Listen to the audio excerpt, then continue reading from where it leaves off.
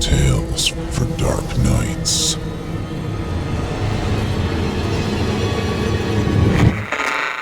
Want to make sure you never miss a Chilling Tales for Dark Nights video again? Be sure to subscribe and hit that bell to turn on notifications. The following program is a production of Chilling Entertainment and the creative team at Chilling Tales for Dark Nights, and a proud member of the Simply Scary Podcasts Network. Visit simplyscarypodcast.com to learn more about this and our other weekly storytelling programs, and become a patron today to show your support and get instant access to our extensive archive of downloadable ad-free tales of terror. Thank you for listening, and enjoy the show.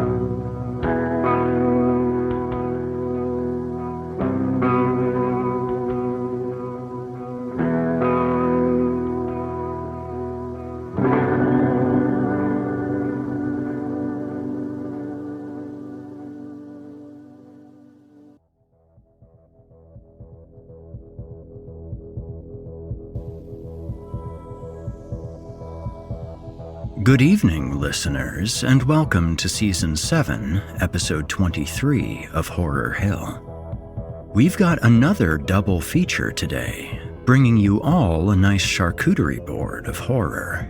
Varied, delicious, and still dripping. Our opening story is Tricks by Matt Martinek. Stephen is a young man in a dangerous line of work, servicing the sexual desires of his clients. However, he has recently started dabbling in a more serious form of prostitution. As Stephen's body and psyche start to buckle under the toll of these increasingly dangerous rendezvous, he begins to wonder how far he'll go and what will remain of himself as he does so. By the way, you might notice another voice in this tale. I'd like you all to join me in welcoming Otis Jiry, who will be voicing several characters. As some of you probably already know, Otis hosts his own show called Scary Stories Told in the Dark, also available on YouTube and through the podcast platform of your choice.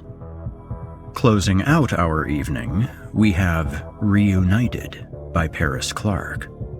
In this story, a man named Harold is grieving over the loss of his wife, along with his daughter Susie.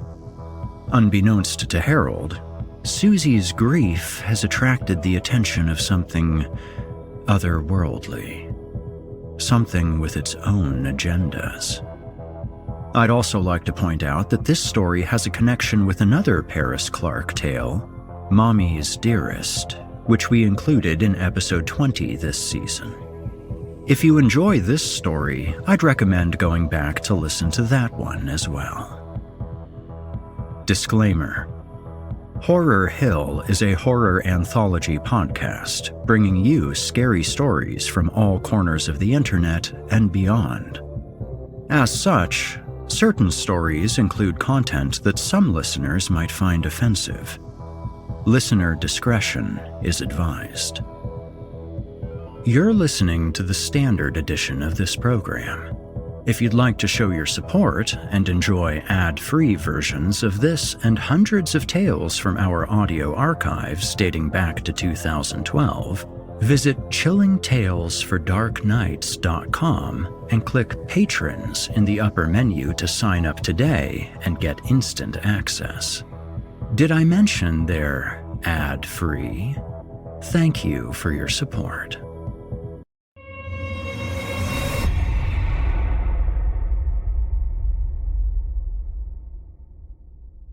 And now, from author Matt Martinek, I give you Tricks. Oh, Stephen, quick. You're getting blood everywhere.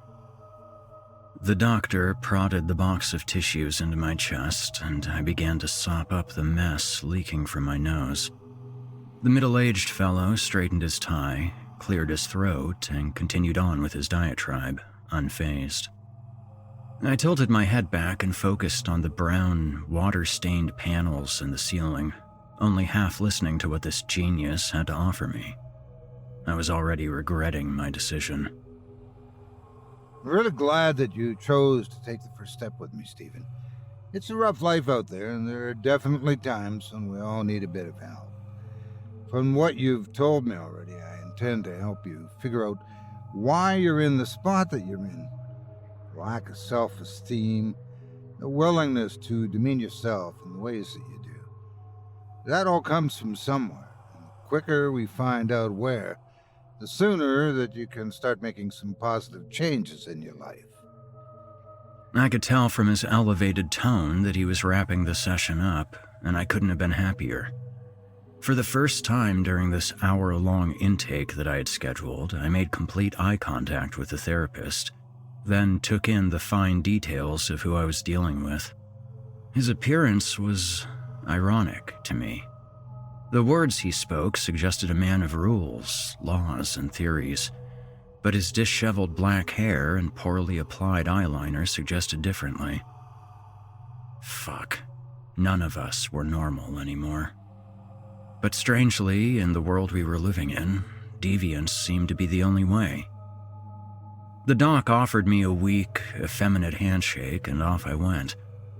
I thanked the man, pitched my crimson tissues into the wastebasket, and pocketed the tube of eyeliner that was sitting on the shelf next to the door. It wasn't my brand, but hey, what the hell? These people just didn't get it. Of that, I was sure. I was a living mess, a walking, breathing, open wound. Normalcy to me consisted of scabbed-over cuts, bruised skin of different colors, and badly bandaged limbs. But why the blood? Why the pain?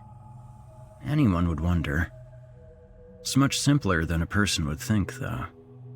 It's all because it pays more. The root of all evil, the almighty dollar. Things used to be so much different, of course. To prostitute oneself used to be a purely sexual thing.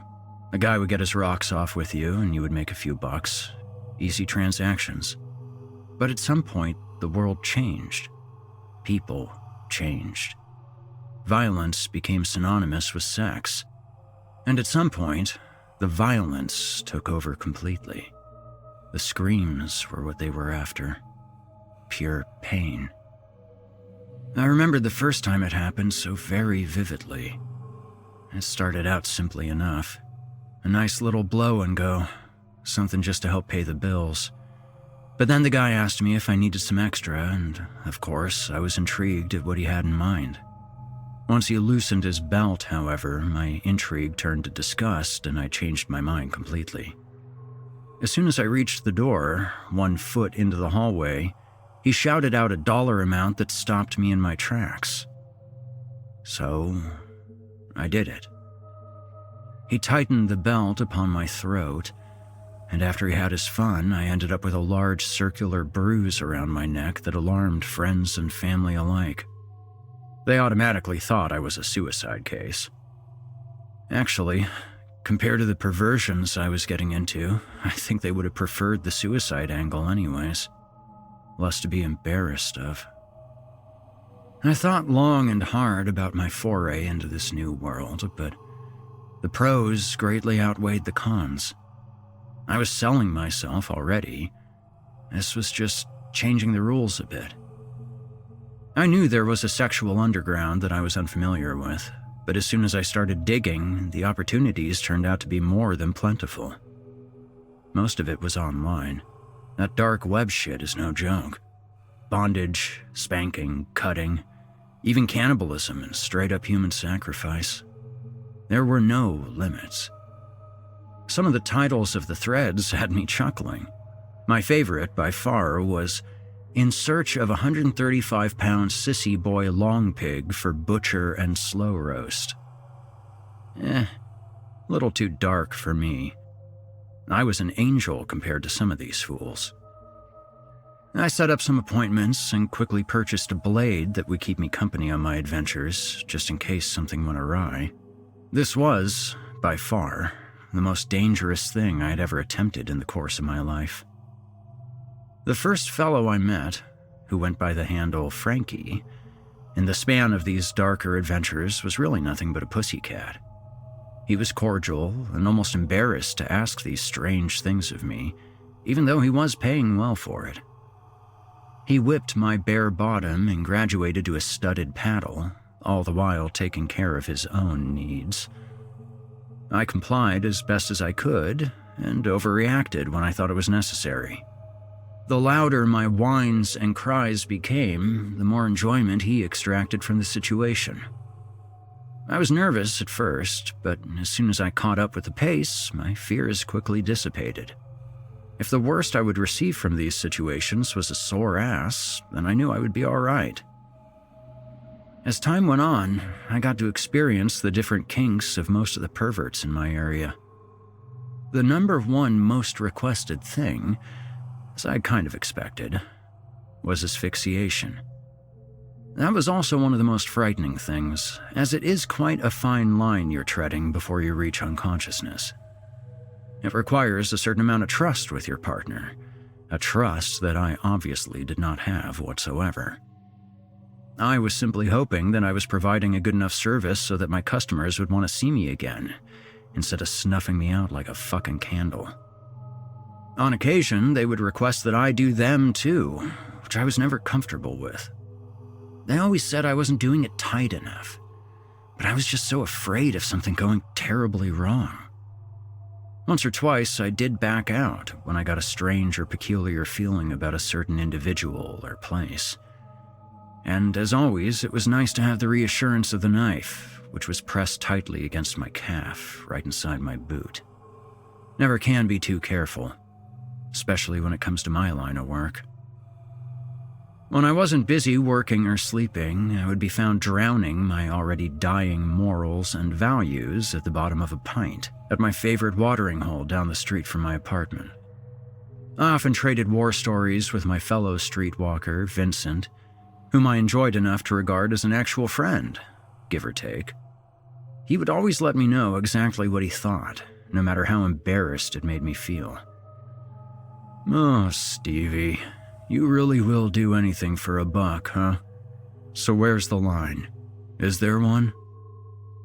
Vincent was being a smartass as usual. "It's under control, trust me. You should actually give it a shot. Might end up being a little cleaner than what you're used to. I can hook you up if you want." I stared at my empty glass, trying to ignore Vincent as much as I could. "Har, har, har, good buddy. Sure, it starts with spanking and choking and shit, till you end up pieced out in someone's freezer. Imagine someone having to explain that one to your parents or brother. I think you're fucking up big here. That weird shit just leads to even weirder shit, and the money simply isn't worth the risk. No joking." His tone had adopted a certain condescension. I looked up at Vince's face, which had become rigid and stern. I guess he had a point. But then again, he was still nickel and diming it on the corner and dressing in rags. I was done with that. One particular evening, as I was browsing for my next customer, I came across a post that was simply titled with 3 dollar signs. Obviously, this caught my attention. As I read what this person was looking for, I knew that I was stepping it up a level, both in potential danger and monetary value. The post was made by a user named Needles with a Z, and he was looking for someone who would be willing to practice some, quote, elevated acupuncture, unquote, whatever the hell that meant. For 10 grand, I was sure willing to find out. I informed Vincent of this opportunity, and needless to say, he thought I was an idiot for even thinking about it. I assured him that I would give him the address beforehand in case I wound up missing. He didn't laugh at the joke whatsoever. The home itself was definitely upper middle class. I couldn't imagine such a pervert occupying it. I sat out front in my vehicle for a half an hour, strongly leaning towards driving away. No harm, no foul. I felt more than uneasy. Just as I was ready to leave, with my key in the ignition, I heard a quick rapping on my side window, which nearly made me jump out of my seat. The man spoke loudly from outside of the car. Stephen, I take it. I've been waiting for you. I saw you parked out here, and I figured you were having second thoughts. I sure hope not. He definitely hit the nail on the head. The man looked alarmingly normal. Not at all what I had expected. Nicely dressed, slicked back hair, groomed mustache. Just your regular husband or dad. I was relieved. Yeah, I'm just not so sure I want to get into this. I'm really sorry I wasted your time. No offense. I couldn't look him in the eyes. I just wanted out. Oh, come on. You showed up for a reason, didn't you? It might not be the most pleasurable thing for you, but you'll be fine. Trust me. You'll be paid well. I thought for a moment about everything I had gone through already. I was sure I could get through this one too, just like all the rest. No different. I opened the car door and followed the man up through his driveway and into the house. No going back now. My name's Mark, by the way. It's really nothing to worry about. It'll take about 2 hours of your time. Nice and easy. You will be a little sore, though. I followed this man through his expensive kitchen and dining room as I noticed the deafening silence throughout the house. He seemed to live alone, or maybe he just wanted it to look that way. We reached what looked to be his cellar door and entered. We descended a flight of stairs in complete darkness. My heart rate sped up. My breathing was labored. I had no idea what to expect. At the very bottom of the stairs, he flicked on the light switch. This was definitely his playroom. I immediately felt the urge to run away at the sight of the chair. It looked like old fucking Sparky, with straps and shit. There was a roll-away doctor's table next to it with a bottle of rubbing alcohol and a clear plastic box full of pins, probably 1,000 of them. The cellar was dank and musty, and there were black stains on the filthy, unpainted cement floor. Sorry, Mark. No can do, pal. I'm out. I started up the stairs, frightened. Oh, Stephen, come on. Don't be such a baby. Everything will be fine. Spend a little time with me and you could retire at 32. Or maybe you just don't have the heart for it. You sought me out, not the other way around.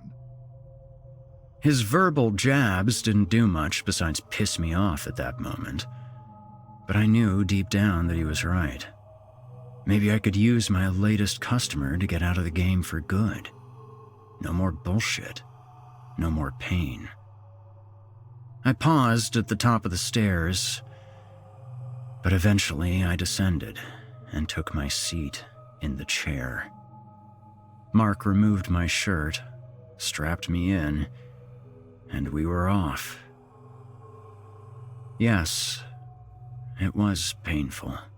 Definitely on another level from what I was used to up until that point.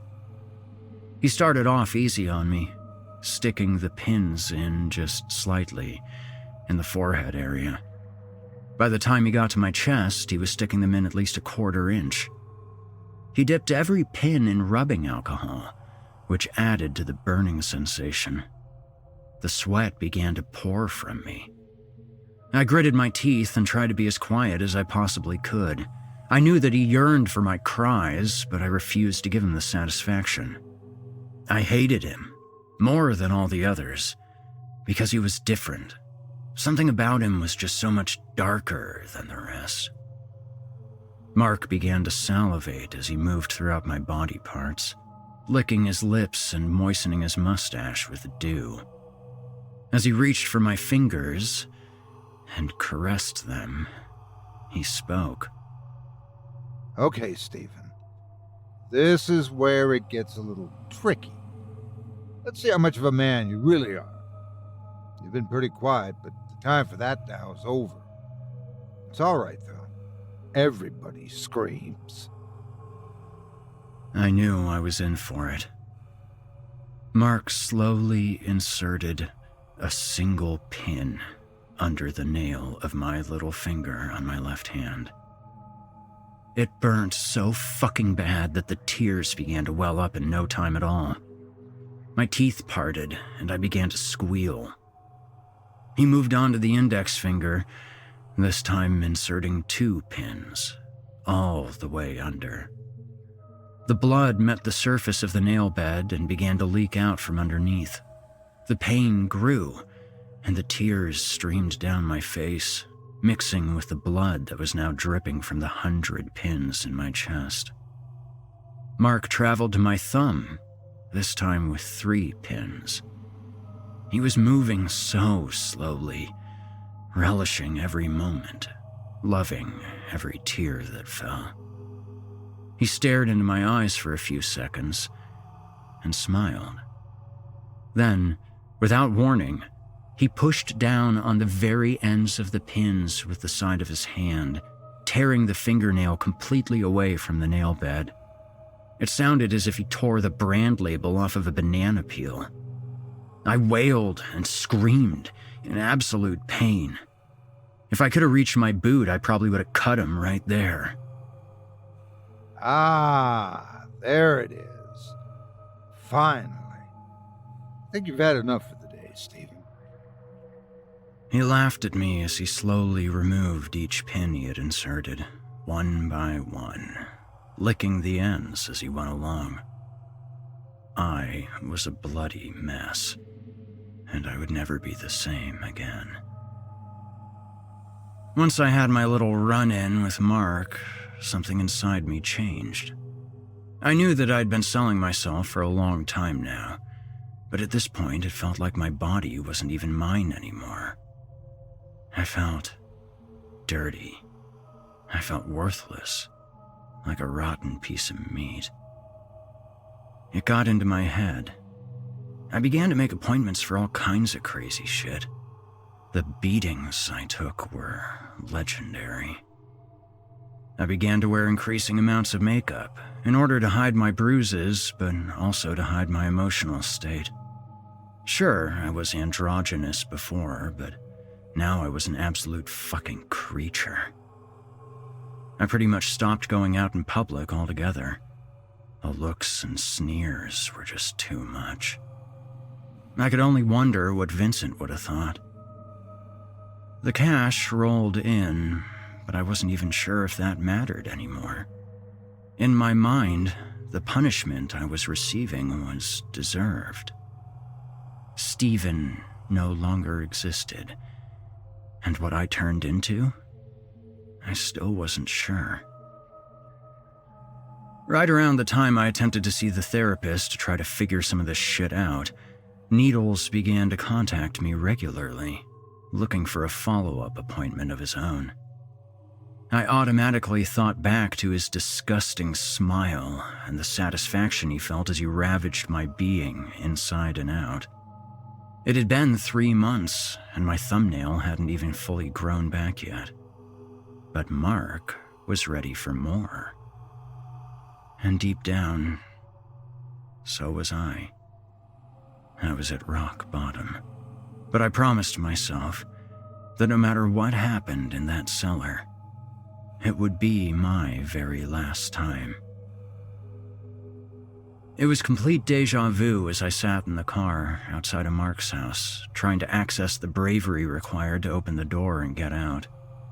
About 15 minutes after our scheduled appointment was supposed to begin, I saw Mark peek his head out from behind the curtain of his front window. He waved at me. It wasn't a wave of greeting, however. I knew that it was a wave of goodbye. He thought he had beaten me. He thought that I couldn't handle it. He was writing me off. But he was wrong. I would take all he had to give, and more.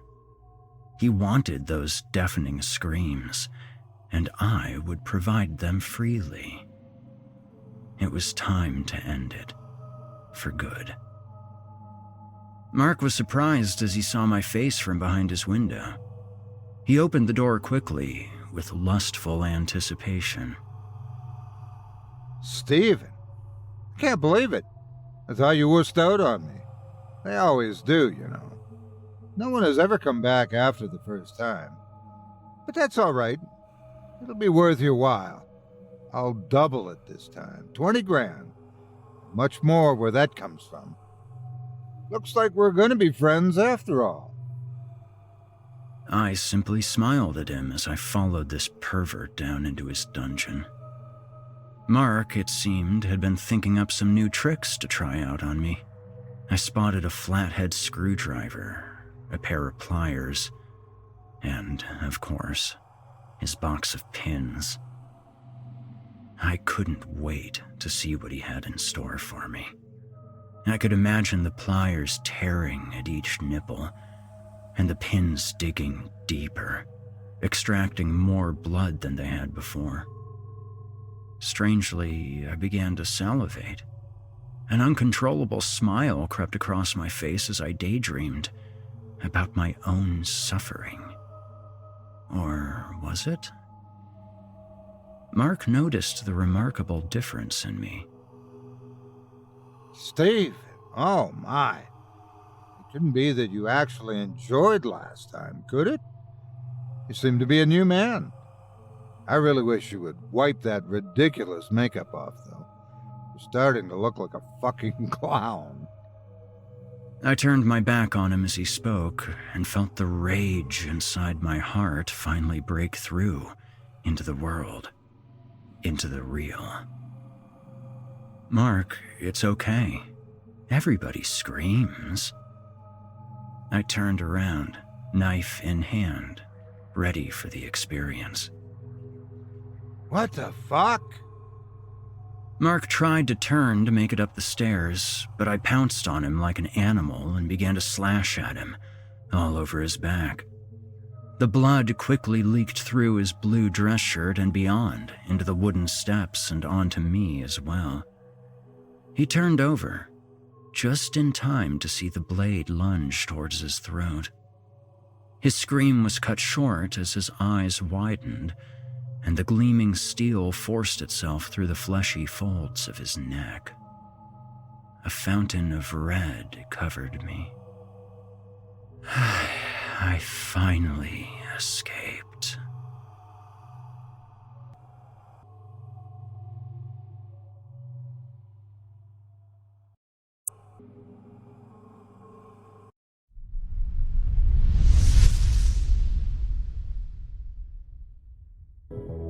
You've been listening to Tricks by Matt Martinek. Matt Martinek is a singer-songwriter and author from Jonestown, Pennsylvania, whose passion is the creative process itself. Whether it's through song or the written word, Matt's works always find their audience. His writing credits include short stories for Siren's Call magazine, Hellbound Books, and Coffin Bell Journal, amongst many other publications.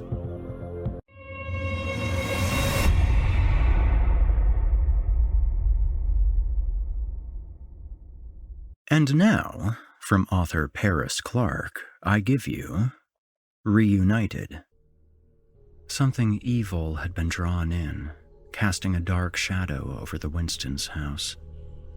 The black veil slowly lowered and encased the property like a heavy spring downpour enveloping a small country town.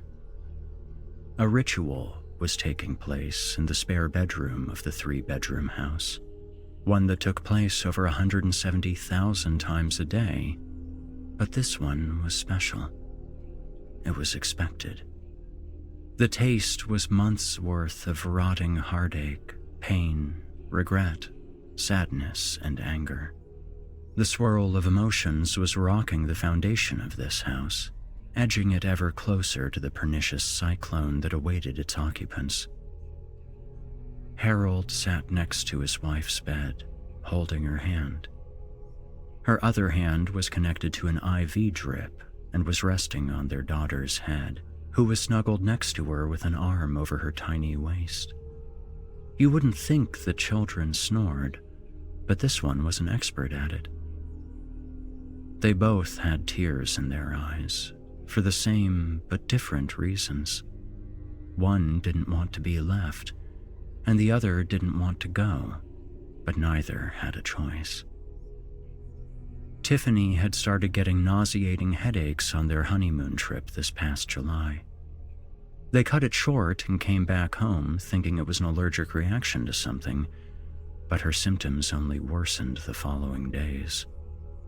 That's when Harold suspected the worst and took her to the hospital where he worked, so he could force a little leeway and get her looked at ASAP. The brain scans confirmed his suspicions, and the biopsy results destroyed half of his universe the next day.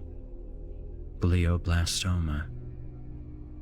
He had stood in the lab waiting for the results himself, and instantly began crying when he received them. Glioblastoma. Incurable, inoperable, unlivable. Life expectancy, 3 to 6 months. She was a walking corpse, but now she couldn't even walk. The nurse approached the bed opposite Harold and slipped a needle into his wife's IV. Harold lifted his free hand, telling her to stop. "It's going to happen sooner than later," she whispered in a weak, broken voice. "I know. Just a few more minutes, please," he sniffled, trying not to be too loud as to wake the other half of his universe. She had her first seizure 2 months ago, and not long after that she became bedridden. After her diagnosis, she had grown more and more dependent. Her headaches became worse. Sometimes she would sleep all day. On other days, she would walk around like the zombie she was. On one of her good days, she had told him that she wanted what would eventually happen to happen on her own terms. He arranged it, and her mother began calling family members that day so they could come to say their goodbyes. Over the next few days, they came and left. She remembered some, and some she didn't. Harold had waited till she had another good day so he and his daughter could give her a proper farewell. Now, here they were. He could hear his mother-in-law crying in the hall. She had left the room when the nurse had come in with the bye-bye medicine. His father-in-law left to console her when the woman's cries became too much to bear. Harold didn't believe he had wanted to watch anyway. He was trying to be there and be strong for what precious little time he had left with his baby girl. He couldn't imagine watching his daughter slowly fade away, as he and his wife had done over the past couple of months. She was so skinny and frail, barely resembling the woman he had fallen in love with and married, but she was still beautiful. She would always be beautiful to him. "You know what they say," she whispered. "The last moments are always the most precious."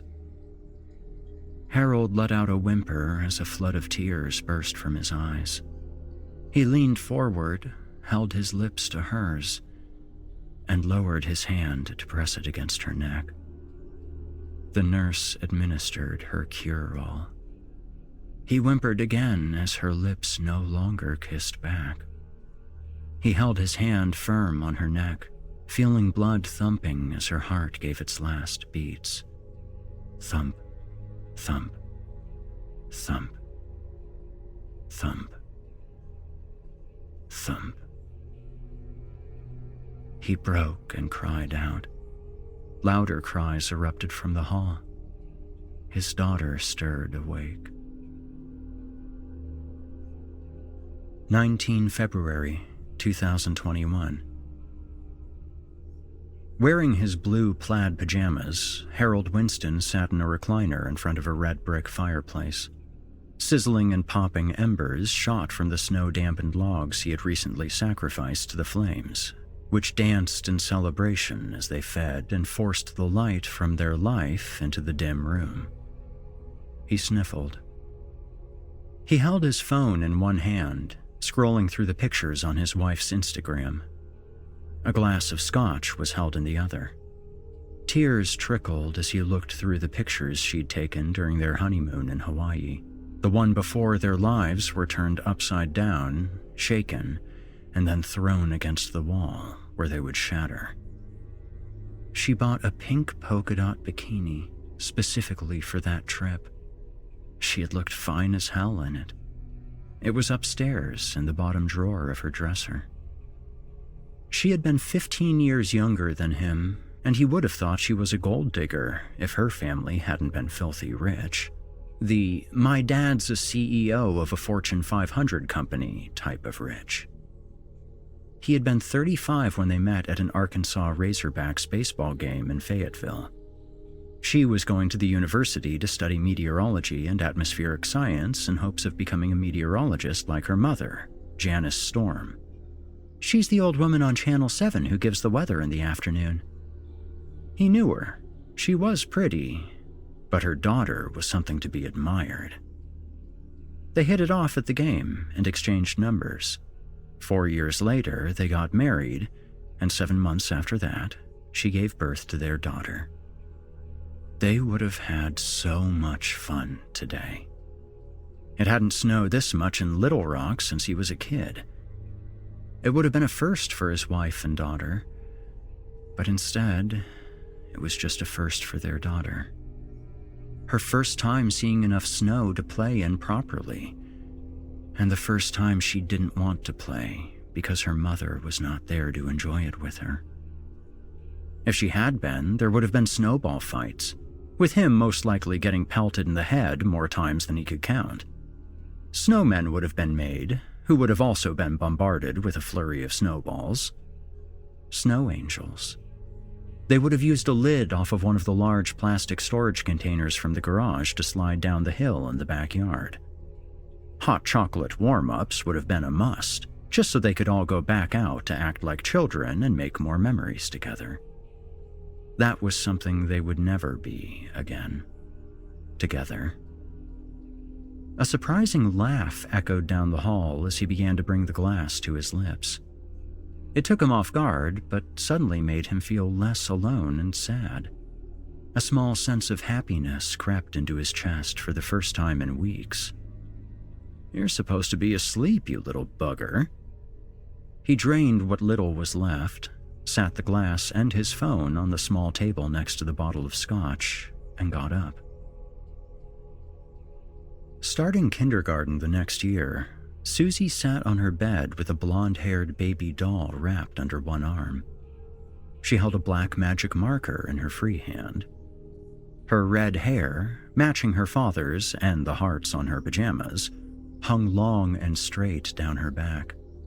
The Hello Kitty nightlight that glowed next to her bed faintly lit the room. "Are you sure this is going to work?" she whispered as she drew a diagonal line on the white fitted sheet. "Yes," a faint, echoing voice replied from the darkest corner. "But how do you know?" she asked the shadow hovering over the large, open pink trunk, which was spilling over with small toys. "My family and I have helped others many times before." Do you have a brother or sister? I wish I had a brother or sister. Can I meet them?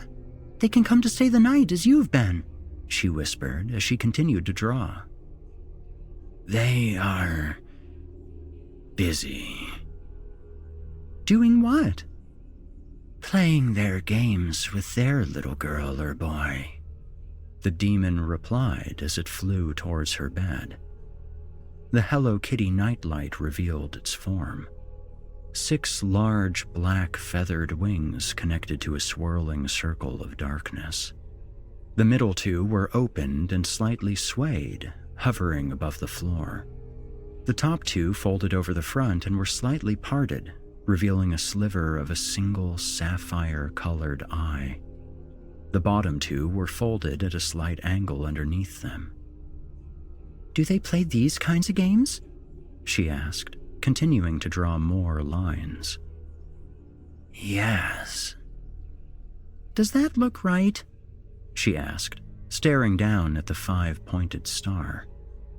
The bottom left wing slightly lowered as a golden arm reached out and motioned with a claw-tipped finger.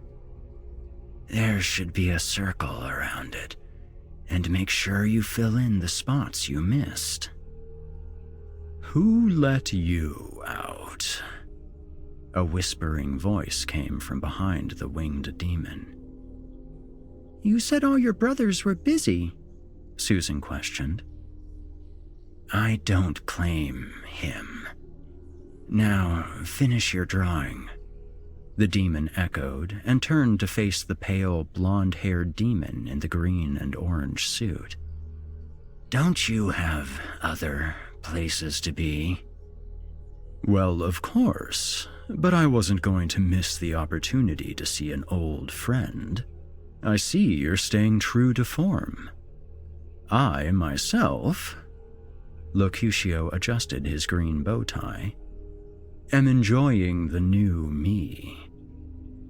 I can see that. You should try it. No. Now leave me alone. Well, aren't you just a sour skittle? Have you tasted those? They are disgusting, if you ask me, but you didn't. But I gave you the answer anyway, didn't I? Yes, I did. Yes, sirree, Bob. Now, what's your little name, cutie? Locutio asked Susan as he stepped around the swaying wings of the other demon. Susan, she whispered, but everybody calls me Susie. Locutio extended a hand to her. Well, put it there, Susie. It is indeed lovely to meet you, sweetie. She extended a hand. There was a sharp hissing and steam as the tips of her fingers met the palm of his hand. Locutio jerked away. His light green eyes shot a bright, glowing red before quickly fading back to green. Why didn't you tell me she was pure? He quietly snapped at his fellow demon. The 4 wings obscuring its form lifted slightly, insinuating a shrug. Sorry, Susie whispered. Oh, it's okay, sweetie. Now, finish up your drawing. I did. It's all done. The vaguely artistic work was what one would expect from a 5-year-old. The points of the star were all different lengths and widths, and the shape encasing it looked more like a pentagon than a circle. It is, isn't it? Well, you've done a wonderful job. A wonderful job indeedy. I would give you some sour Skittles, but I don't have any. I find them disgusting, if I may tell the truth. But I do tell the truth most of the time because I'm a terrible liar. Did I say doo-doo? He made a funny face, stuck out his tongue, and made a farting sound before vanishing. Little Susie giggled. Your father's coming. Lay back down, cover up, the winged demon told her and flew back to the dark corner. She hurried and pulled over her blanket, letting Elsa from Frozen cover her. The hallway light flicked on. Her father poked his head in through the cracked door and studied the room before saying, "Susie, you should be asleep." "I am," she replied. "Night, Daddy. Love you." "Love you too, sweetheart," he told her before softly closing the door. Susie laid still for a few moments, her eyes closed as she continued to act asleep before she sat up and whispered, "I just go to sleep, and when I wake up, I'll be with Mommy?" Yes. They could play in the snow together and make ice cream like she and Gran had. "What about Daddy?" "He will join you soon." They could all play in the snow and be a happy family again. She knew her daddy would love that. She knew he was feeling sad like her, but soon they wouldn't have to feel sad anymore. They would be back together soon. She loved that they would be together. She missed that. Together. "Good night," she gleefully whispered and snuggled under her cover to try and go to sleep as fast as possible. She felt she was almost too excited to go to sleep, but she began to snore less than 5 minutes later. This was just like going to sleep before Christmas morning, when you knew you were going to wake up with a bunch of presents from Santa. Harold returned to his chair by the fire, refilled his glass, and went back to looking at pictures of his wife. He didn't want to raise his little girl without her mother, but what does a husband do? He had started seeing a therapist at the hospital, where he was the resident spinal surgeon specialist. The woman wanted to put him on antidepressants, but he refused. He hated taking medications and very seldomly drank. He hadn't popped the top on this bottle till after his wife's funeral. Before then, it had been gathering dust in one of the kitchen cabinets for the better half of 2 years.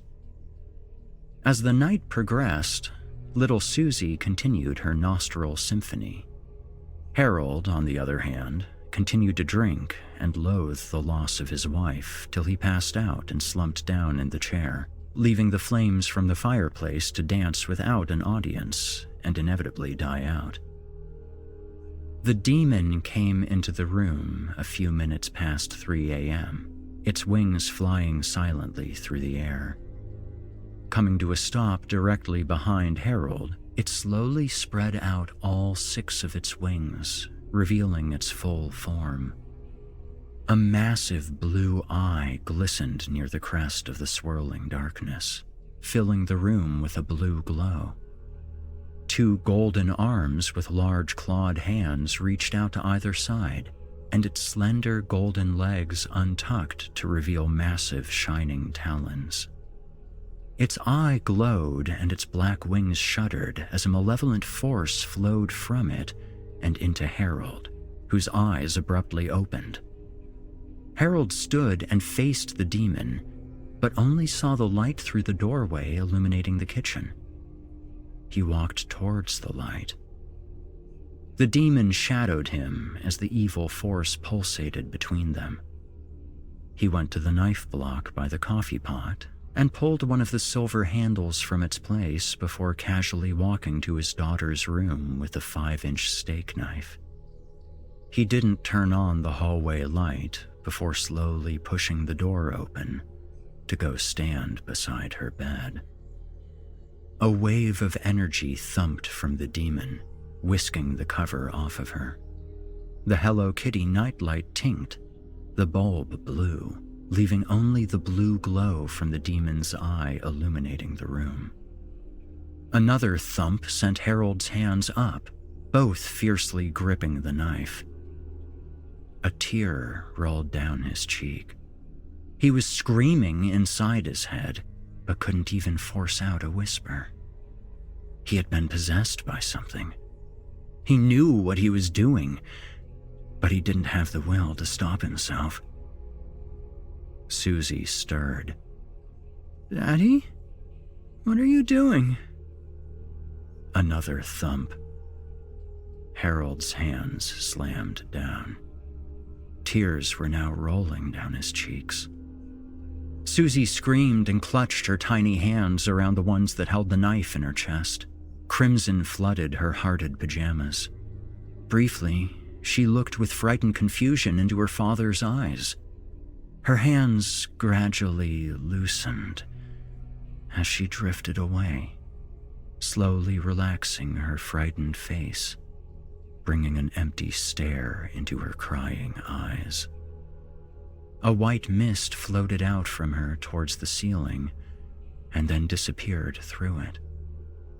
The demon folded its top wings, covering its shining blue eye and dissolving the channeling force. Darkness descended on the room, leaving only a faint yellow glow from a nearby streetlight coming through the window. Before he even regained full motor control, Harold began screaming. "What have I done? Oh God, what have I done?" His bloodied hands pulled away from the knife to take in handfuls of his graying red hair. "Oh my God, what have I done?"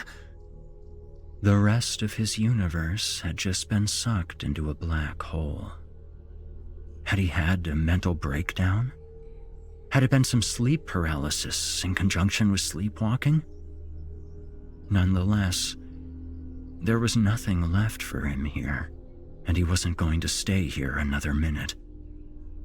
He instinctively pulled the knife from his daughter and impaled his own chest. He stood, frozen, looking down at his precious little Susie before falling onto his knees and then over onto the white carpet. As a black shade, his condemned soul, rose from his body and began wailing.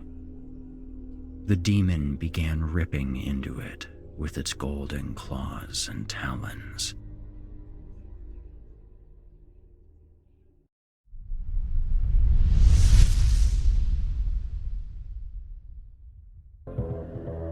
You've been listening to Reunited by Paris Clark. Paris Clark is an author from a small town in Arkansas. His love for stories and all things fascinatingly weird and disturbing has inspired him to create universes where his characters can come to life. Having no literary degree, his vivid imagination and the compulsion to rid his thoughts of his ideas has enabled him to create stories we all can enjoy. Well, listeners, that closes out our evening tonight. Thank you for joining me. And I'd like to remind you again to go check out more of Otis Jiry's work on scary stories told in the dark. I'll be back next week to continue whispering sweet, eldritch nothings in your ear. And in the meantime, stay spooky. If you enjoyed what you've heard on today's program, please take a moment to stop by our iTunes page or wherever else you listen to your favorite podcasts and leave us a 5-star review and a kind word. It makes a huge difference and would mean a lot to me. If you'd like to hear a premium, ad-free edition of tonight's and all of our other episodes, visit chillingtalesfordarknights.com and click the Patrons link in the menu at the top of the screen, where you can become a patron for as little as $5 per month and get access to our entire audio archive dating back to 2012, including past episodes of this program, all of our other shows, and hundreds of standalone releases, all of them ad-free and available to download or stream. Thanks so much for your time and for giving our sponsors a try today. When you support our sponsors, you help support this show, and that means a lot to me. If you happen to use Facebook, Twitter, Instagram, or YouTube, you can follow and subscribe to Chilling Tales for Dark Nights there, where you'll get all of our latest updates and new releases, and have the chance to interact with us each and every week. As for me personally, you can find me on Facebook, Twitter, and YouTube, username Viking Guitar, and also on Instagram as Viking Guitar Productions. In particular, if you're looking for someone to provide voice work for your own project, or are in need of audio production of any sort, it would be wonderful to chat. Until next week, listener, when we meet up once again atop the horror hill for yet another dance with darkness, I bid you good night. Sleep tight, listener, and if you hear scratching at your door, don't open it.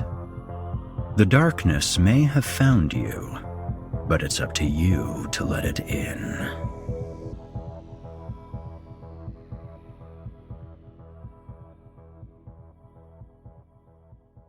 You've been listening to the Horror Hill Podcast, a production of Chilling Entertainment and the creative team at Chilling Tales for Dark Nights, and a proud member of the Simply Scary Podcast Network. Visit simplyscarypodcast.com today to learn more about our network and our other amazing storytelling programs. Tonight's episode was hosted by, and its featured tale performed by, yours truly, Erik Peabody. Selected stories have been adapted with the kind permission of their respective authors. Original music provided by Nikki McSorley and Erik Peabody. Finalization by Craig Groshek and S.K. Brown. Got a terrifying tale of your own that you'd like performed? I take submissions.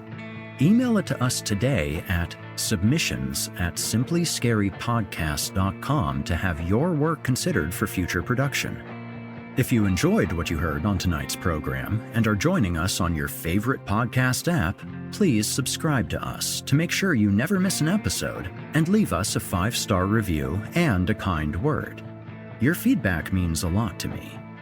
You can also follow Chilling Tales for Dark Nights and yours truly on social media to connect anytime and get the latest updates on this and our other programs. If you're listening on the Chilling Tales for Dark Nights YouTube channel, do us a favor and hit the subscribe button and the bell notification icon as well to get more spooky tales from me and the crew and another episode of this program each and every week. And don't forget to hit the thumbs up button to let us know how we're doing and leave us a kind comment. Lastly, don't forget to visit us at chillingtalesfordarknights.com and consider supporting the team by becoming a patron. In addition to helping us out, you'll get exclusive access to our audio archives and ad-free downloads of all of your favorite stories, including those you've heard on this program. As for me, you can hear more of my work on the Chilling Tales for Dark Nights podcast. However, I will be back next week with more terrifying tales to keep you up all night. If darkness is what you're after, listener, your search is over. Yet, let it be known, you haven't found the darkness. The darkness has found you.